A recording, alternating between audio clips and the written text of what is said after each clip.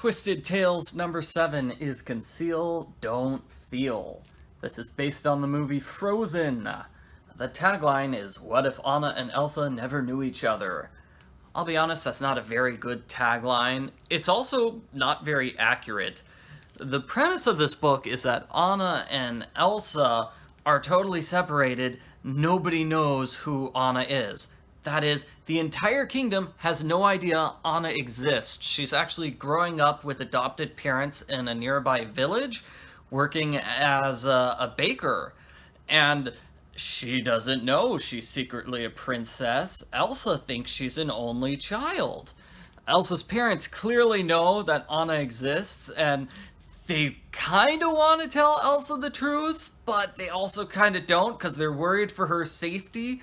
And that's the premise of the book. It's really interesting. It's a mystery of why doesn't anybody remember Anna? You know, why is she being kept as this secret princess? That was what I thought was interesting. Not, oh, well, Anna and Elsa don't know each other.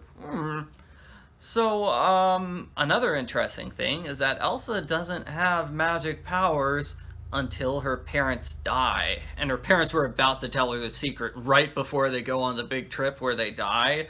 So Elsa has ice powers from out of nowhere as soon as her parents die, and she freaks out. And she almost instantly realizes that love is the key to controlling her powers. Yeah, it takes her about 5 minutes to figure that out.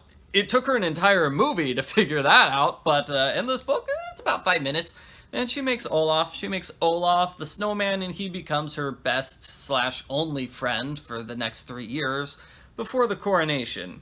Oh, I'll take that back. In 2 years, she meets the handsome and charming Prince Hans.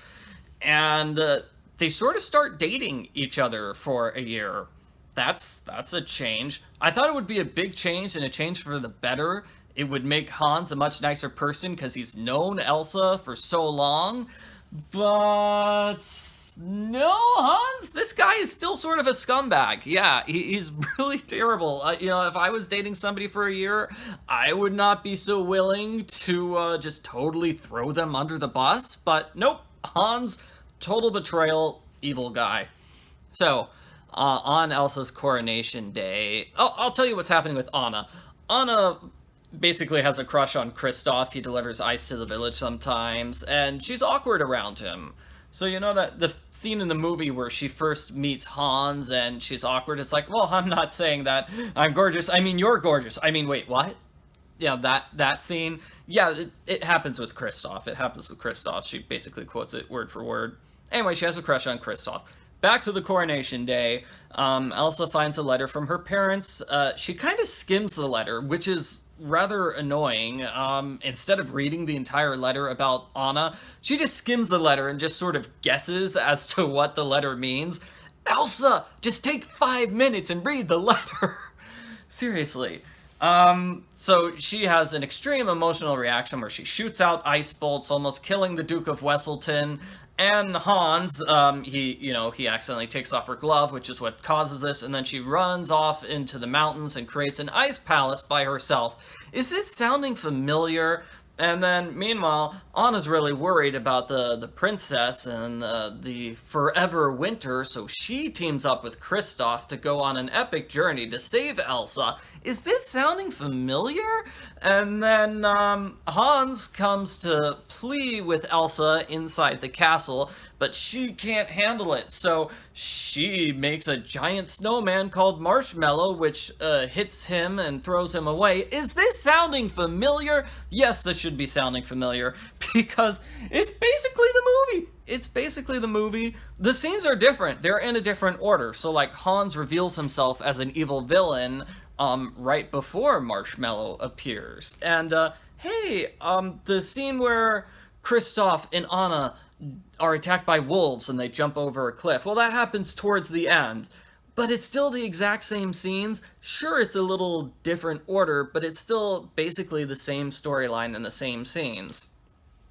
So that was the main complaint against this book, is we have this cool premise, a really unique premise, I might say, and it's just sort of not played out with. I'd say the final 2/3 / half of the book is basically just following the movie. They only do things in a different order, as opposed to doing different things. So Elsa goes to Grandpappy, who explains, here's the change in the storyline, is when he was erasing Anna's memories of Elsa's powers, Elsa interfered, and that's sort of what happened to cause everybody in the kingdom forget that Anna exists. And one of the side effects is that Anna and Elsa literally cannot be close to each other. If they're within 10 feet of each other, Anna freezes and dies. And their memories will slowly come back to them over time. Their memories will slowly come back to them, and once they finally fully remember each other, that means the curse will be lifted and Anna will be perfectly normal again. So that's basically why they've been kept apart. They're being kept apart until their memories return.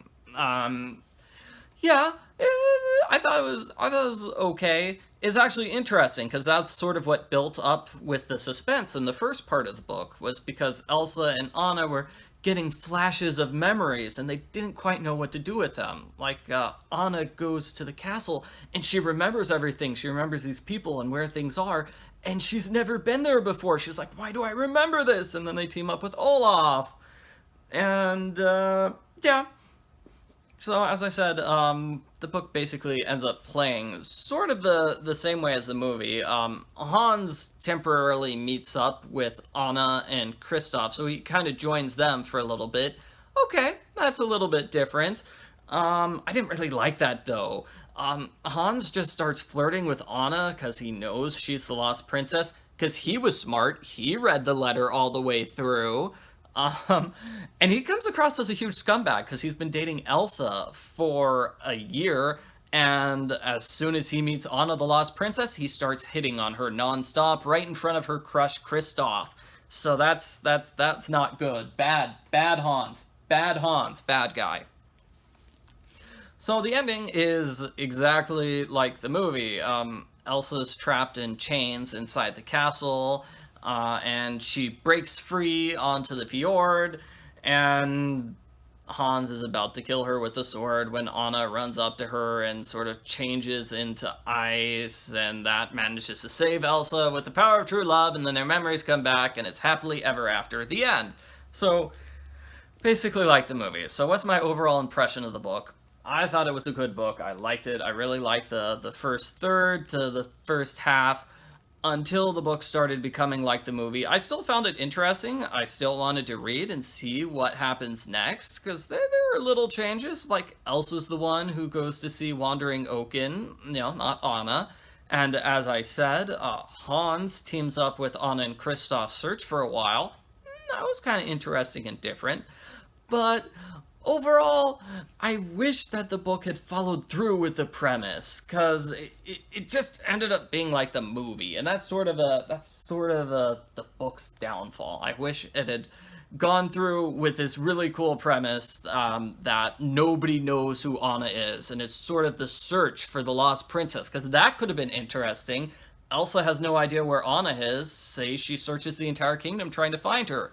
Instead, it becomes Elsa freezes the entire kingdom, Hans does the exact same thing as you'd expect, Anna does the exact same thing as you'd expect. So, I don't know, I'm not quite sure what to do. I'm kind of torn between keeping this book but just going on with that cool premise because I really liked it, or maybe giving it a completely different twisted premise, such as Anna's the one with magic powers, not Elsa. Like, that would be a huge change to the entire story, right? So, yeah, Conceal, Don't Feel. Kind of liked it. I think I'll give it a 7 or an 8 out of 10, I think is what I would rate this book. Thanks for watching, everybody.